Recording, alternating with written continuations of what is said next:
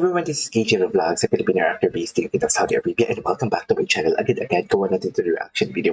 Ang TikTok compilation ng K-pop since may mga lumabas na naman na mga latest behind the scenes of what's up with Secretary Kim. So without further ado, let's all watch this. I'm really excited kasi sabi nila, himlay na himlay ito talaga for today's video. Oh, ito pala yun. Ito ata yung eksena na may confrontation between Secretary Kim and Morpheus or Cyrus, isn't it? Ito yun siya. Ito nga yun siya, babe.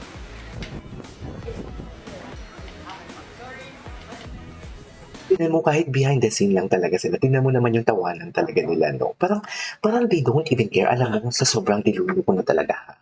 Ito sa i-analyze na lang natin, okay? Analyzation na lang natin. Kumbaga, hindi ito dilulu, kundi ina-analyze ko talaga. Nasa blaya ko kanina, nasa-shuttle ako papasok ng work. Tapos, parang, bakit? Di ba wala namang sinasabi ng Kim Pao, si Kim at si Paolo, wala namang sinasabi kung may relasyon sila o panliligaw or whatnot. Pero bakit tuwing nagsasama sila is magkatabi sila?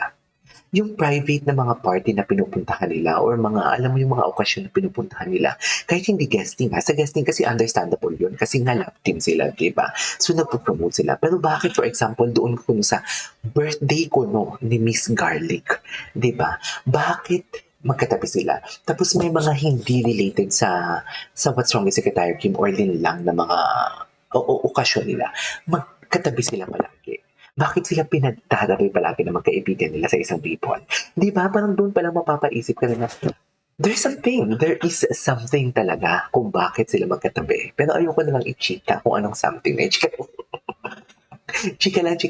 But according to my source, ang sabi ng source ko is palagi silang kinakantsawan talaga. Although yung source ko ha, wala namang sinasabing hindi niya dinideny, hindi niya kino-confirm nor deny. Pero ang sinasabi niya sa akin is kahit daw hindi related sa mga pelikula, sa kanilang projects na ginagawa, is palagi silang kinakantsawan ng mga friends nila.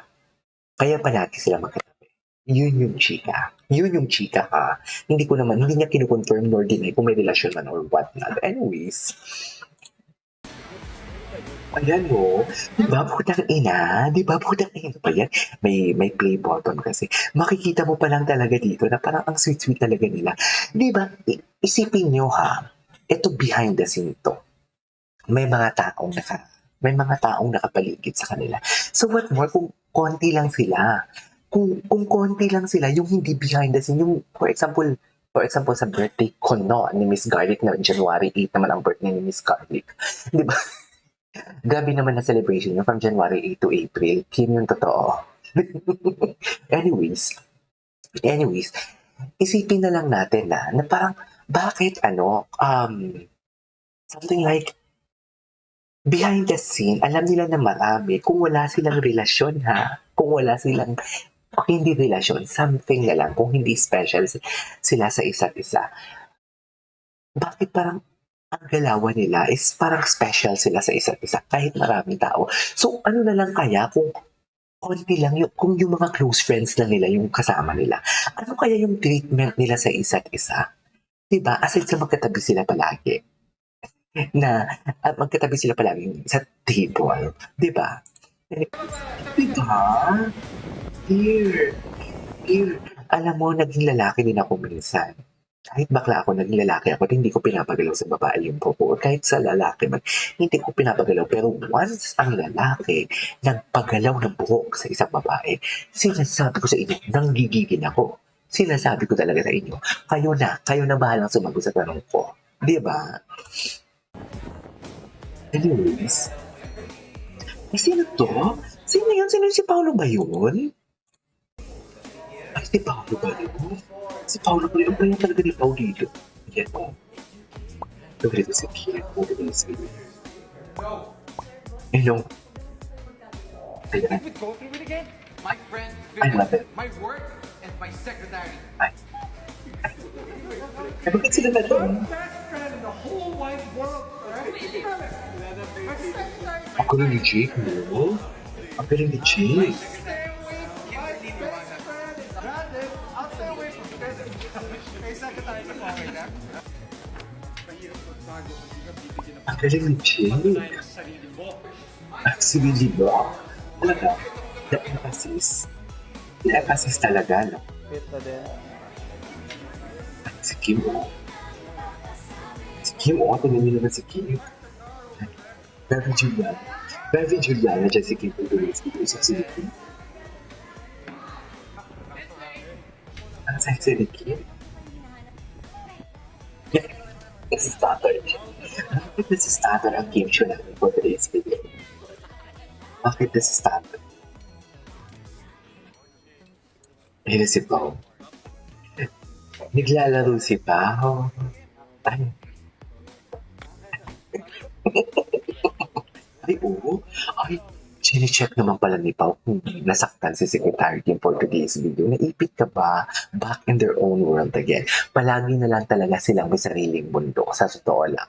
Hala, ini-imagine ko tuloy kung paano ba kung dalawa lang sila talaga. Or, I mean, sabi ko nga, di ba, yung mga close friends lang nila yung kasama nila. Ano kaya yung ano nila? Ano kaya yung mga gesture nila? Di ba? Paano kaya sila? What? Nagulong-gulo na din ako. Makaka-analyze. Ang dami ko ng problema sa mundo, dinadagdagan pa din. Sa totoo lang. Anyways. Di ba? May sariling mundo talaga sila, dear. Hindi mo talaga kaya. Juliana niya, very Juliana, hindi ito. Anyways.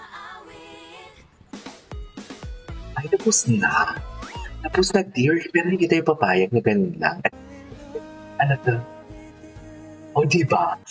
Nanood na ako ng full version ng BTS ata yun, diba? Yung unang video natin. Pero hindi ko to nakita, dear. Hindi ko to nakita. Ito yung maganda talaga pag gumagawa ka ng mga TikTok compilation or mga video compilation na kinakaptured every galaw. Yung tipong may slow motion and everything. Kasi nakikita mo talaga. May mga nakikita ibang audiences na hindi ko din nakikita. Something like that. Hinang-hina si Paolo for today's video. Hinang-hina si Paolo. Lambot na lambot si Paolo for today's. Ano pa? Kailangan ko ng bal. Okay, what's next? Ito. Ano to? Alam mo, inang-hina talaga nila ang kanton mo. Sa palagay niyo. Bak? Diba? Yan yung sinasabi ko na pag ang lalaki nagpag-alam ng buhok sa babae, special na talaga. As in, special na talaga. Hindi lang sa damit. Ang buhok kasi talaga, hindi untouchable yan. Untouchable yan. Kung maarte ang mga babae sa buhok nila, mas maarte ang mga lalaki. Kasi ang mga lalaki naka-form yan. Ang babae kasi pwede pang ikulot-kulot yan. Di ba? Sinusuklay-suklay ng babae pag nahangin na sinusuklay-suklay nila. Ang mga lalaki kasi naka-wax yan. Intact yan. Kung ano, katulad sa akin, naka-spray ako. Pinapaligo ko talaga yung spray ko sa buhok ko. Kasi dapat kung anong itsura ko paglabas ng kwarto ko. At pagbalik ko galing work, is ganun pa din talaga dapat ang itsura. Kaya tingnan mo, di ba? Matigas yan. So pag ginalaw yan ng ibang tao, kasi kami mismo ng mga lalaki, hindi namin yung ginagalaw kasi masisira nga. Pero pag ang babae, ginalaw ang buhok ng lalaki na naka-wax or naka-hairspray, ibang usapan na yan din. Masira mo man ang formation ng buhok ng isang lalaki pag ang babae gumalaw at yung babae ay special. Dahil sinasabi ko sa iyo, i-analyze natin. I-analyze natin to, di ba? Kinain ni Pao? Wait, kinain ni Pao? No. Ay, blinaw ni Pao ang kamay ni Kim para hindi masakit. Baby girl yan si Kim, Pao. Pao, baby girl mo si Kim?